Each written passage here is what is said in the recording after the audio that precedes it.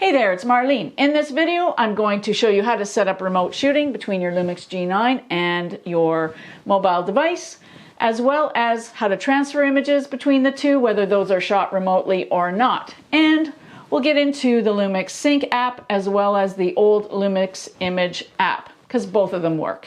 So why would you want to use remote shooting? Well, in my case, I like to shoot birds, and I have several stations set up for the birds. I have feeding stations and bird baths and suet and things hanging all over my yard and my gardens to attract birds. And sometimes you don't want to disturb the birds, so you can get really close, put your camera on a tripod close to where your subject is going to be. And of course, I watch my birds a lot, my birds, and I know their patterns, so I know good locations to put the camera. Of course, I can also use my 100 to 300 millimeter telephoto lens to shoot the birds, but sometimes it's nice to get close, and this lens is super sharp and I like to use it. It's my new 12 to 16 millimeter lens that I recently purchased. Hopefully you've seen all my reviews on that. So anyway, there's benefits to using a long lens or a wider angle lens. But the main thing is you don't want to disturb your subject. Now, if you're shooting a landscape, of course, you can maybe put your camera under some protection, and maybe it's too cold, too hot, too windy, too wet for you to be outdoors with your camera. So you can set up your camera and be cozy in your house or your car if you're out on a landscape and shoot from there remotely. If this is your first time setting up the Wi-Fi connection between your camera and your phone, go into Wi-Fi, go into Wi-Fi function, new connection, remote shooting and view, and you go to your Wi-Fi network on your phone, choose G9, and it says to launch the Image app. Here's the Panasonic Image app.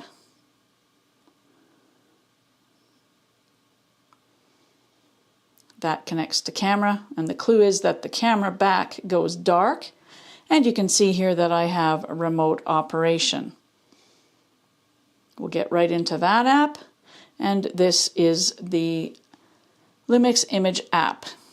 I'm going to change the app to the Lumix Sync app.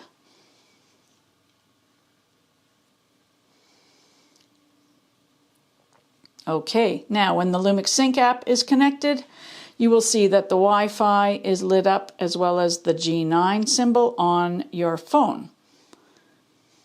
Go to remote shooting, and there you have the screen for the Lumix Sync app. You can turn your phone sideways so you get more real estate as well. And I'm going to go into more detail in the app in just a moment. But that's basically how to set it up. You can also use the QR code, and I have a little demo using my Lumix GM5 right here to show you how to use the QR code. All right, we're going to set up Wi-Fi on a different Lumix camera just to show you how easy it is to do. So I'm going to go into the menus here. You go into Wi-Fi, you choose Wi-Fi function, go into new connection, remote shooting and view. Then when the QR code pops up, you scan it with your mobile device.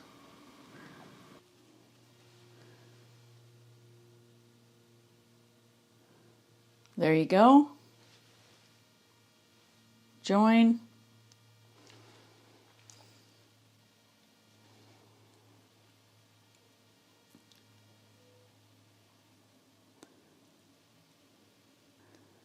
Now the camera went dark, so it's definitely connecting to the phone now.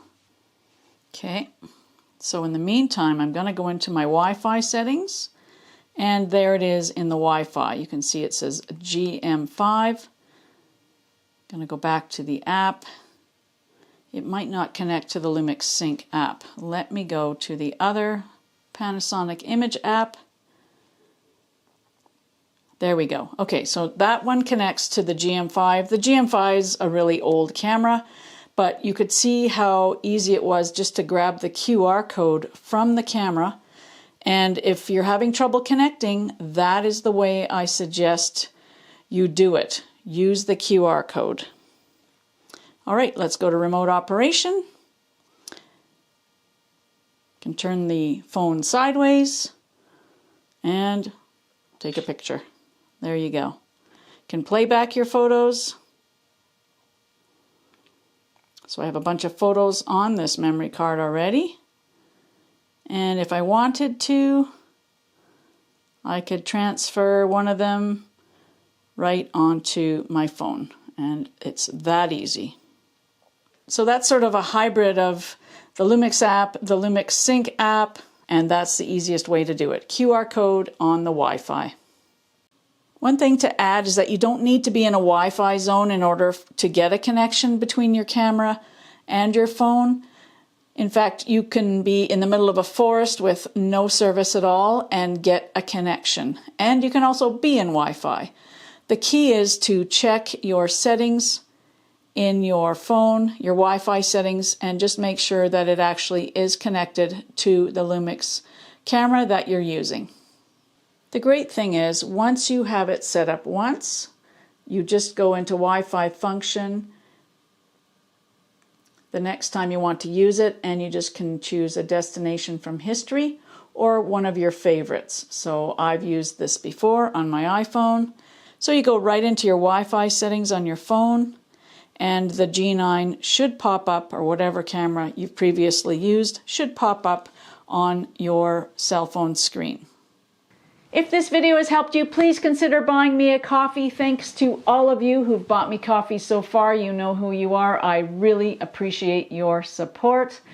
And if you have any questions, let me know in the comments below, because I know this topic can be confusing and I'm here to help. The feature that I use the most in the Lumix Sync app is importing images. So click the importing images icon here, and it tells you that the memory card has many stored images. And you can see that there's videos and photos by the icon, and you can see how many photos we have. Now you can filter these, which is really great, so that you don't see all the images. So when you click filtering, you can sort them by photos, videos only. So I'm going to choose photos only here. And I'm going to choose them from the last 3 days. And then when you hit OK, those images are filtered out, and you can see here that I have 250 items. Other things you can do is sort them by file name, date and time. I'm just going to leave mine by date and time. And here's an important one, is image size when copied. Now, I don't want to put all these large photos onto my cell phone or my iPad, because mostly I'm just having quick edits of them, or just looking at them larger, or sharing with friends when I'm at the skate park. So I usually use medium. Even small is large enough for things like social media and sharing with friends. And in terms of saving format of RAW plus JPEG, I use JPEG, but if you do want to transfer RAW files, you can do that as well. Once you have all your settings set up, you choose an image, click this icon at the bottom that looks like a phone with an arrow, and it will copy to your mobile device. And you can go back to your filtered photos, and you can see here that I have a RAW plus JPEG. And when you copy that one over, it's just going to copy the JPEG because I've set that up. This feature is super handy when you're on holidays or somewhere on location without a computer. You can review images in larger size, you can share them in the moment, and it's just a really handy thing to do. And like I said, I use this feature a lot. Okay, let's talk about remote shooting now. And in there you see a menu on the top right of the main screen.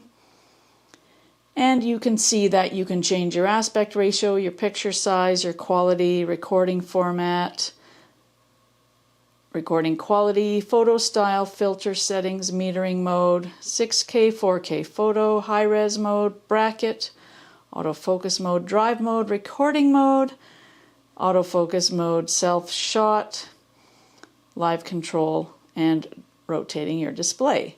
So let's have a look at some of these. So right now the aspect ratio is 4:3. Let's change it to 1:1. and go back to our main image, and you can see now that we have a square image. The blue line in there represents what the video frame would be like.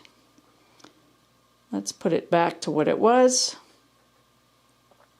4:3. Now notice in here we have shutter priority and standard colored mode and autofocus single shot and center weighted metering. So let's change a couple of these. So let's go back into our menu and let's go into record mode. So right now it is on shutter priority. Let's put it on aperture priority. Okay, let's change a couple other things. Let's change the photo style. Let's change it to monochrome because it changes the color a bit. Okay, I'm going to set that up like that. You can also change inside the photo style, you can change things. Let's go into focus mode, and this is cool. I didn't think this would be possible, but you can even set up human animal detection in there. Right now we have it on custom multi central pattern. Let's put it on 225. Hopefully you remember what that symbol looks like. All right, well, let's just go back and have a little look and see what's changed. So you can see here that it's now on aperture priority, it's on monochrome, and it is now on 225 focus. All right, so you can see that you can change some of the deep settings in the camera using the app. Of course, you can change things like exposure compensation. So let's brighten this up, +1. F-stop, because we're in aperture priority, we can change our f-stop. So we can go to, looks like it's in third f-stop increments. So let's go to F11, can change our ISO. And we can change our white balance, which won't really matter because we're in monochrome mode. So let's go into a color photo style. Let's go back to standard. Just that my background is gray, so it doesn't really show the different white balances. Okay, white balance here. There you go. Tungsten blue as expected, and then of course we have our custom ones as well. Now, did you see what happened there? I touched the screen because I'm in 225 area focus. Wherever I touch, it's going to focus. So you can see that you can control pretty much everything that you want to, all your camera settings, and even some deep dive camera settings. By the way, if you want to get rid of some of the symbols, you can just hit the display button. There's also autofocus and auto exposure controls underneath the flyout. And to take a picture, you hit the white button, and to take a video, you hit the red button. So here's a live demo. So I'm going to take a photo of the bird feeder. So you can see right here, it says please wait. And then the photo is taken. And if you go to the little icon, you can see a preview of that photo in the bottom right corner. And you can go right into the memory card and see that photo. You can see it larger. And you can also transfer it directly to your phone right in the moment. You just click that icon with the little cell phone and the arrow, and it will transfer it to your phone. You can also go back and review other photos that you've taken and do more transfers. So it's super easy to take photos and review them through the remote. I was also really pleased to see that you can manually focus through the app very precisely. Now you can use the touch screen autofocus points, so wherever you touch on your cell phone or your iPad, you can focus in that area using the autofocus touch points. And you can see that the focus peaking shows up too. And you can see here that you're in manual focus. It has the MF symbol. And if you don't want to use the touch screen, you can use the arrows and manually focus using the arrow keys, which are along the bottom, and you can see that the focus peaking changes as well here from near to far. So you can get quite a bit of precision using the app. Now the refresh rate isn't super fast on the app, so keep that in mind if you have fast moving subjects. However, the autofocus animal detection works, and that's kind of cool to see. You can see here that there are boxes around the birds sitting by the bird bath. Now, some other features you can use with this is the shutter remote control, but I prefer the remote shooting myself. And if you go into the main menu of the Sync app, you can see that you can get notifications on here. So if you click that, you get notifications from Panasonic. But the coolest thing is that you can do a firmware update. And my firmware is all up to date, but the next time there's a firmware update, I plan on using this to update it, and I will make a video of that when the time comes, and hopefully it comes soon because we all love firmware updates, don't we? When you're all done, you can actually even turn off the camera through the app and power it down. Now, if none of my instructions make sense, Panasonic has provided a user guide right within the app. There are some very detailed instruction in the owner's manual, both the printed one that came with your camera and the advanced owner's manual that is a PDF. And I have a link to that PDF owner's manual in the video description below. Phew, that was a mega tutorial. Hopefully it helps you connect your camera to your mobile device so you can take advantage of all those features.